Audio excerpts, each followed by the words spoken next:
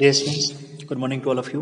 Hi, I am Rajiv Kumar. Once again, I am going to discuss the next topic of chapter 1 Geography. आज हम geography chapter 1 अगले topic के बारे में बात करेंगे.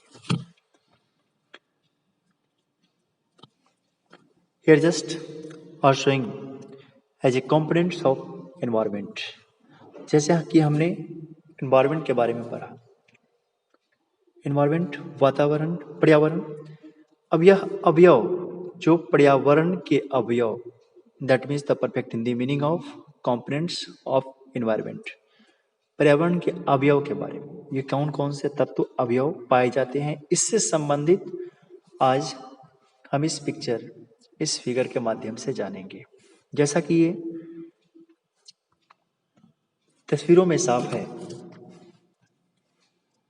The centre of components of environment. That means ये केंद्र है जिसमें लिखा हुआ है कंपोनेंट्स ऑफ एनवायरनमेंट. अब इसमें संबंधित जैसे प्रकार में टाइप्स ऑफ एनवायरनमेंट में natural environment and the second one is human made environment. That means प्राकृतिक पर्यावरण एंड मानवीय पर्यावरण या मानव निर्मित पर्यावरण जो कहते हैं, ये सभी कंपोनेंट्स ऑफ एनवायरनमेंट में आते हैं.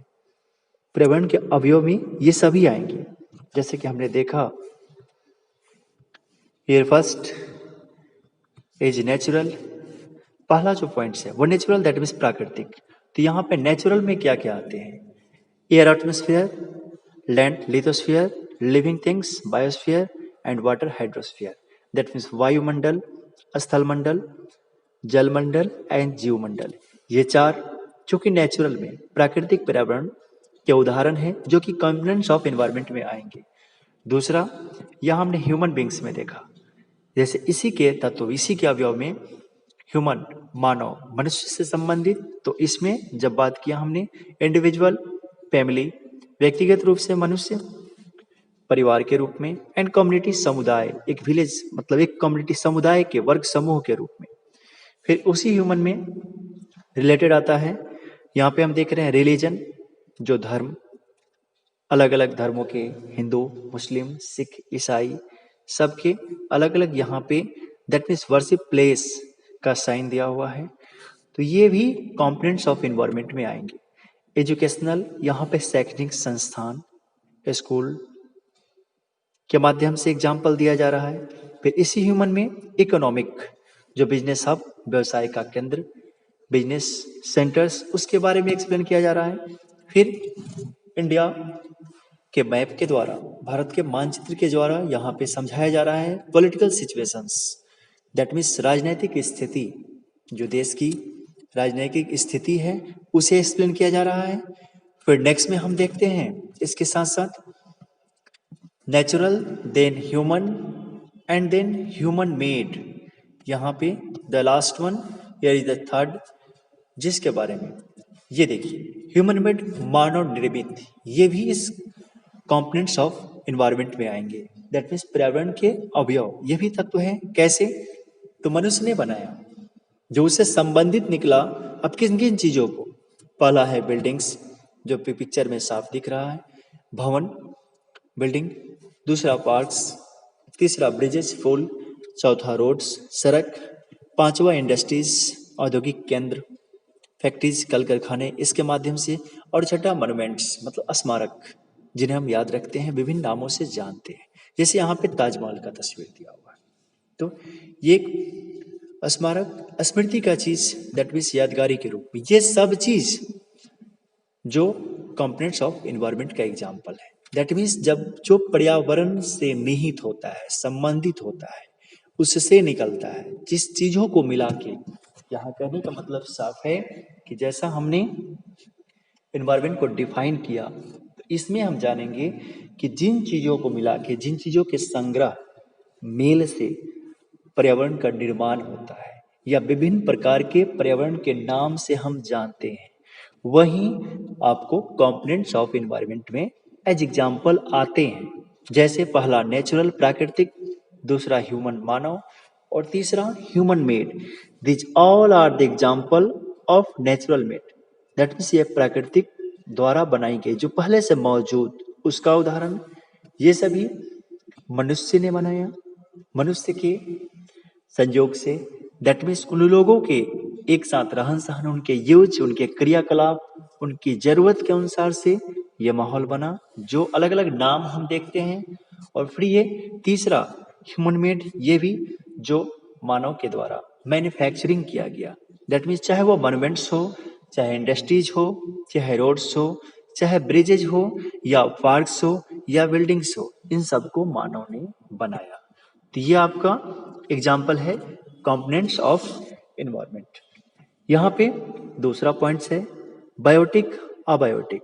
जैसे कि हम जानते हैं जैव अजैव, the perfect in the meaning of biotic that means जैव जीवीय, एंड अबायोटिक दैट मीन्स अजीवीय।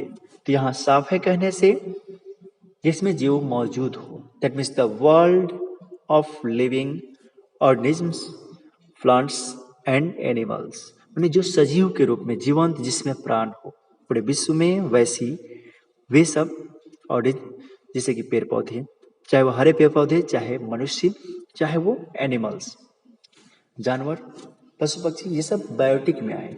अब दूसरा है यहाँ अबायोटिक, जिन्हें हम जानते हैं अजीवीय इसके नाम से।